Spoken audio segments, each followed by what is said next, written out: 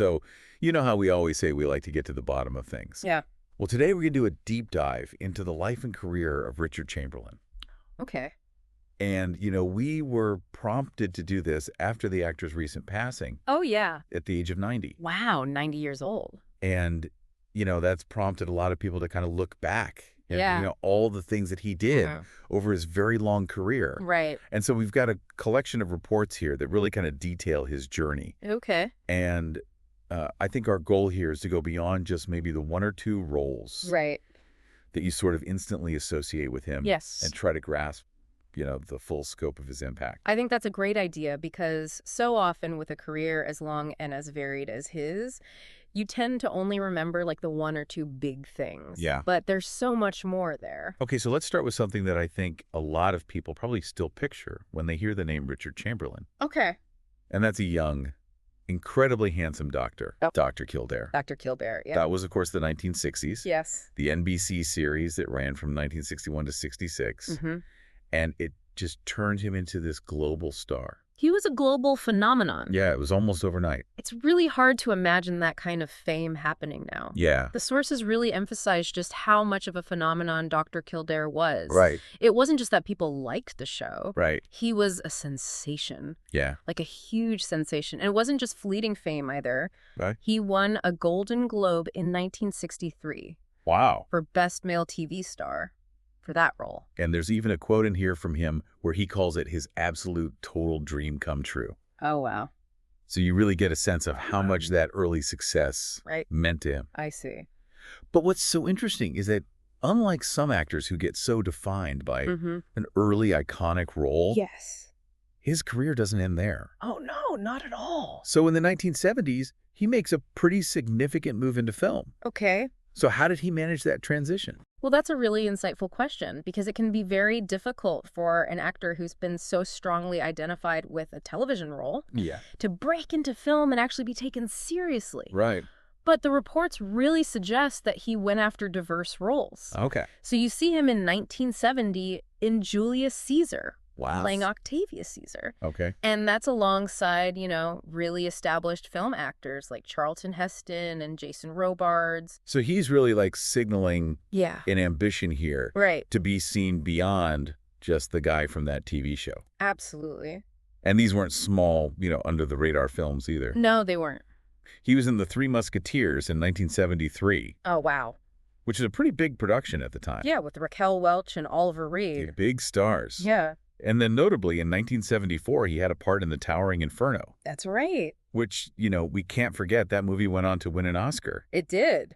So he's clearly making some inroads on the big screen. Hey, what does this period kind of tell us about his career trajectory? Well, I think it really shows a real drive Yeah. and adaptability Oh. because he wasn't content to rest on just his early television fame. Right. He chose projects that were really different, Yeah. and he was demonstrating that he wanted to kind of stretch himself as an actor and prove that he could do a lot of different things. So it was a strategic move Yes. that seems to have paid off. It really does. Now, then came the 1980s. Oh, yeah. And this is where he really cements another kind of stardom. Yeah. One of our sources refers to him as the king of the miniseries. Oh, wow. And, I mean, it's hard to argue with that title when you look at the projects that he was involved in. Yeah. So what made him so successful in that format? Well, you're right. The 80s were a huge time for miniseries. Yeah. And he really became synonymous with them. Yeah. Think about Shōgun in 1980. Oh, yeah.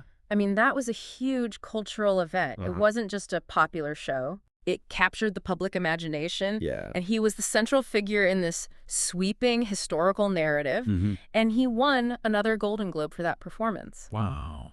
So the miniseries format, you know, with its extended storytelling, seemed to really suit him. Yeah. And his ability to play a character over, you know, many hours and hold the audience's attention. And then just a few years later, in 1983, comes The Thorn Birds.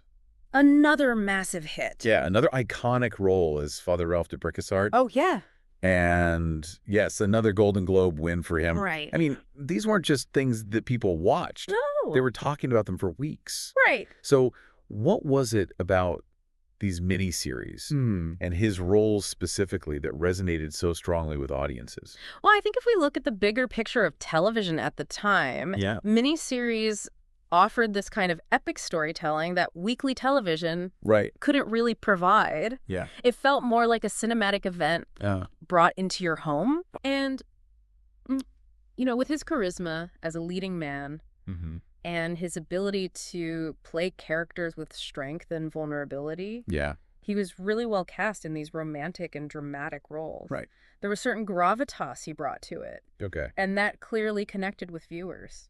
And it's interesting that he even returned to the role of Father Ralph in 1996. Oh, yeah. For the TV movie, The Thorn Birds, The Missing Years. That's right. So that shows you the lasting appeal of that character. And his portrayal of it. But, his work in television doesn't stop. No. With these big miniseries. Right. In 1988, he actually takes on the role of Jason Bourne. Wow. In the very first on-screen adaptation of the Bourne identity. Interesting. So that's a very different kind of role. Yeah, it's a very different genre. Yeah. And it's just fascinating to see that early take on a character that has, become so much more well-known through the movies. Right. But it shows that he was willing to explore all these different genres. And even, be part of what would eventually become, a huge action franchise. Yeah. And, the reports also indicate that he continued working in films and TV movies throughout the 1990s. Yeah. Projects like Birds of Prey and The Lost Daughter. So just showing that he was still, present on the screen. But then in the 2000s, he sort of shifts again. Really? Yeah, he starts popping up in these guest roles. Okay. In some really popular sitcoms and TV comedies. I see. So you see him on Will and Grace and The Drew Carey Show. Oh. Even Desperate Housewives. Okay. It feels like a totally different direction for him. It does. What do you think prompted that? I think it shows how adaptable he was. Yeah. And maybe a desire to not just be seen as the guy who did those big dramatic roles. Right. And even though these were guest appearances and maybe not starring roles like he was used to. Right. They kept him relevant. Okay. And they introduced him to a whole new generation of viewers who might not have known about his earlier work. Yeah. I think it suggests that he was willing to have fun and, engage with all different kinds of projects. Yeah. And it's actually worth noting that his final IMDb credit. Really? Yeah. Is for a 2019 drama mystery called Finding Julia. Okay. So he was still acting relatively recently. Wow. So beyond all this on-screen work. Right. The reports also mentioned that he had other artistic pursuits. Oh, really? Yeah. He apparently had a recording career. Wow. And some pretty significant stage roles. Okay. Including playing Henry Higgins in My Fair Lady. Oh, wow. I mean, that's a pretty demanding role. Yeah, that's a really demanding role. Yeah, to go from the screen to the stage. Right. Especially in a classic musical like My Fair Lady, requires a different skill set. Yeah, you have to sing, you have to command a live audience. Right. It's a lot of work. Yeah, it really reveals another side of his artistic talents. It does. And they even mentioned a planned Broadway appearance in Breakfast at Tiffany's, opposite Mary Tyler Moore. Okay. But sadly, it closed during previews. Oh, wow. So that kind of gives us a glimpse right. into something else that he was interested in. Yeah. Now, to paint a fuller picture of the person behind all these roles. Okay. He was born in Los Angeles. Okay. Grew up in Beverly Hills. Right. Earned a bachelor's degree from Pomona College. Wow. And even served in the U.S. Army in Korea. Oh, wow. And achieved the rank of sergeant. Okay. So that's a pretty diverse background. Yeah, it is. Do you think those experiences outside of Hollywood might have influenced his work? Yeah, I think it's certainly possible. All those different experiences, education, military service, his upbringing, they all must have contributed to his understanding of the world. Right. And, the characters that he played. Yeah. So, it paints a picture of a very well-rounded person. Okay. With, a lot of different perspectives. And Yeah. I think that's something that can really enrich an actor's performance. The news reports also detail his passing in Hawaii. Okay. Due to complications from a stroke. I see. He was 90 years old and would have turned 91 just this past Monday. Wow. And he is survived by his longtime partner, Martin Rabbit. Okay. Who shared a really lovely and poignant statement saying, "Our beloved Richard is with the angels now. Wow.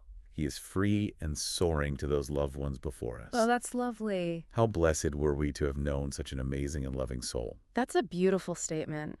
It is. And it really captures that sense of loss. Yeah. But also, just the deep appreciation for him and his legacy. Yeah. It's a good reminder that, behind the public persona, Yeah. there was a real person there. Right. Who had an impact on those closest to him. Okay, so when we kind of step back Mm-hmm. and look at the big picture, Yeah. it's a really incredible journey. It is. We go from, this young heartthrob in Dr. Kildare, Yeah. who captures, the hearts of audiences worldwide. The king of the miniseries, Right. who stars in these epic television events. Right.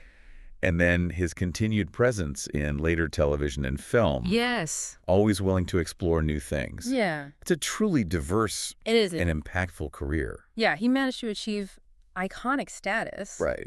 In multiple eras of television and film. Yeah. It's amazing. It really makes you consider Yeah. what it takes for an actor Mm-hmm. to maintain that level of relevance Yes. and connection with audiences Mm-hmm. across so many decades Right. and through so many different formats. Pretty incredible. Yeah, and it leaves you wondering, Right. with such a long and varied filmography, Yeah. what other roles or projects are out there that we haven't even touched on Right. that might reveal yet another side Mm-hmm. of Richard Chamberlain's talent Yes. that maybe we weren't aware of. That's a good point. It's a career that clearly has layers Yeah, it does. waiting to be explored.